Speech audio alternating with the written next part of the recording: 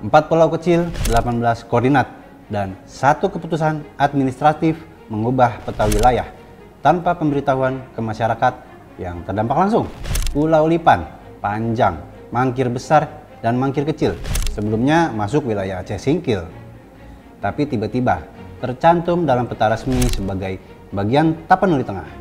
Tidak ada musyawarah, tidak ada dialog, yang berubah hanya koordinat dalam basis data spasial. Dan sejak saat itu, identitas geografis bergeser tanpa jejak suara. Pada 2008, pemerintah Aceh mengirimkan data 260 pulau ke Kemendagri tanpa memasukkan nama 4 pulau yang diperebutkan. Di saat yang sama, pemerintah Sumatera Utara mendaftarkan 213 pulau dan memasukkan 4 nama itu ke dalam dokumen. Pada 2009, Gubernur Aceh mengirim surat koreksi, tapi koordinat yang dicantumkan melenceng sejauh 78 km dari lokasi sebenarnya. Dasar itulah yang melahirkan keputusan Mendagri nomor 050/145 tahun 2022 yang menetapkan 4 pulau itu milik Sumatera Utara.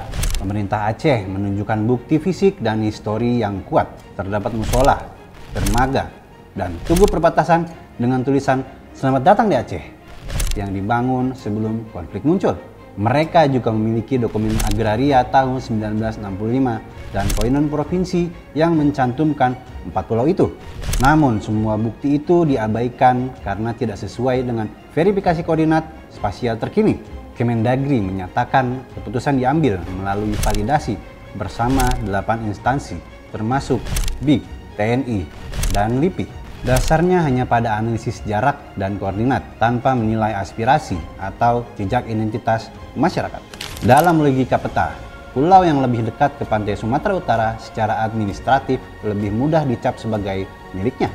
Dalam realitas hidup, pulau itu sudah ditinggali, dibangun, dan dijaga oleh warga Aceh selama puluhan tahun. Pemerintah pusat membuat keputusan yang valid di atas kertas, tapi mengabaikan perspektif mereka yang tinggal di dalam wilayah yang diputuskan. Rakyat Aceh tidak dilibatkan, tidak diberitahu, tidak diajak dialog. Yang terjadi adalah penerapan kebijakan secara vertikal tanpa partisipasi. Inilah contoh klasik tentang peta yang lebih ditanyakan daripada warga yang terjebak di dalamnya.